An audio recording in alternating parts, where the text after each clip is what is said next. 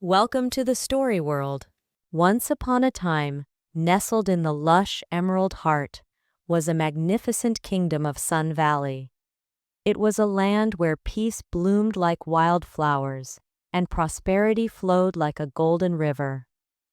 There lived a rich businessman here, whose name was Oliver Hartwell. Oliver Hartwell deeply loved nature and animals. He believed that in a kingdom where animals were not happy, the people could never be happy. That is why he built the world's most magnificent stable for elephants. The elephants had soft grass beds, fresh fruit, and a clear blue lake for them to bathe in. The Hartwell himself visited the herd every morning to check on the elephants. Among this herd was an elephant named Barnaby. Barnaby was not only enormous in size, but also possessed a sage-like calm demeanor. His skin shone like silver, and his eyes held deep wisdom. Oliver Hartwell held him as his most beloved. But Barnaby was often sad. He had the finest sugar cane to eat and a royal place to live, but he had no true friends. He had a herd of elephants, but no one to whom he could share his feelings.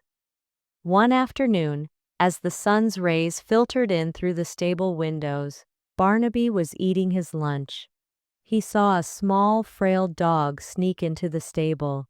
He was desperate with hunger. The dog, named Toby, was frightened. He saw some pieces of fruit lying near the Barnaby's feet and slowly started to pick them up.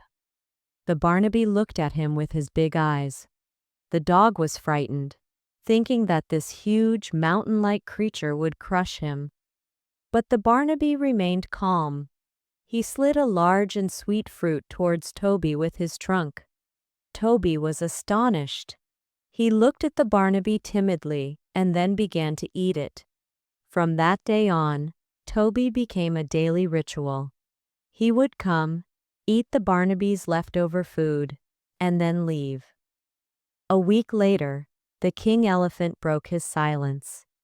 In his heavy but sweet voice he asked, "Little friend, you come here every day. But what's your name?" The dog first backed away in fear, then said softly, "My name is Toby. I live in the streets. I have no one to feed myself, so I come here in search of food." Barnaby smiled and said, "Toby, from today on, you don't need to be afraid. I'm alone here too. Will you be my friend?" Toby's eyes lit up. A huge elephant wanted to befriend a small dog. Toby happily said yes. From that day on, Toby never left the stable. He lived with the king elephant. The friendship between Barnaby and Toby had become famous throughout the Sun Valley. Their daily routine was unique. In the morning, Barnaby and Toby would bathe in the lake, then go for a walk in the royal garden. In the afternoon, the Barnaby would take him on his back for a tour of the kingdom. Toby was very playful. He would climb on the Barnaby's trunk and sometimes jump on him to disturb his sleep. The king elephant never got angry. He loved Toby like his own child. Toby had taught Barnaby to laugh, and the king elephant protected Toby. It is said that when happiness increases too much, evil eyes are bound to fall on it.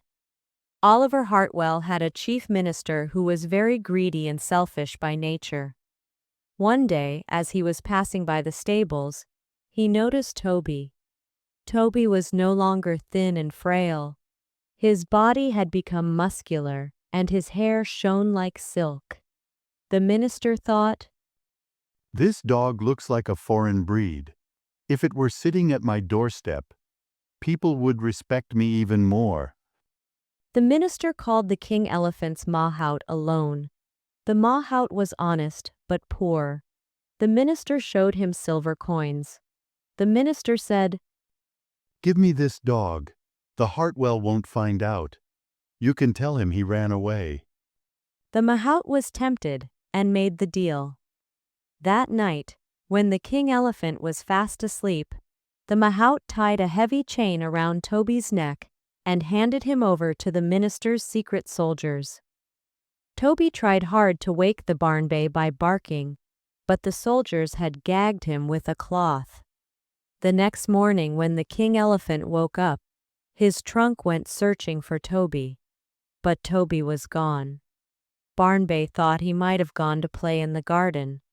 But the afternoon passed. It became evening. Toby did not return. The king elephant became anxious. He stopped eating. The mahout offered him sugar cane, but the king elephant trampled it under his feet. 2 days passed. Tears began to flow from the king elephant's eyes. He didn't drink a drop of water. His glow had vanished, and he looked very weak. When this news reached Hartwell, he immediately rushed to the stable. Seeing his beloved elephant in such a state, Hartwell's heart was filled with sorrow.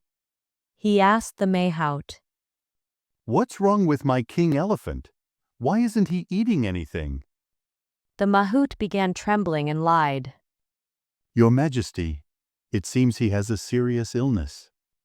Hartwell called the kingdom's foremost doctors, but no one could diagnose the elephant's illness.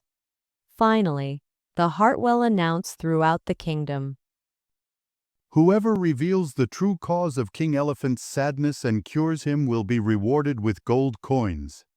The people of the kingdom were aware of the friendship between the elephant and the dog. Some village children mustered up their courage and went to the Hartwell and said, "Your Majesty, ever since that little dog Toby disappeared, King Elephant has stopped eating. They were one and the same." Hartwell became suspicious. He sent spies throughout the kingdom. Meanwhile, at the minister's house, Toby was in the same condition. He too hadn't eaten anything and lay dejectedly in a corner. The spies noticed a dog tied in chains and crying in the minister's house. Upon learning the truth, Hartwell summoned the minister and the mahout to the court. Seeing the Hartwell's anger, the minister began to sweat profusely. He revealed the whole truth. Hartwell rebuked the minister, saying, "You have hurt the love of 2 innocent animals for your own pride. You deserve severe punishment." But the Hartwell was merciful. He dismissed the minister from his post and let the mahout go with a warning. The Hartwell immediately ordered, "Let Toby be taken to the stable with respect." As soon as Toby reached the stable, Toby recognized the scent of the king elephant. Running as fast as lightning, he reached the king elephant's feet.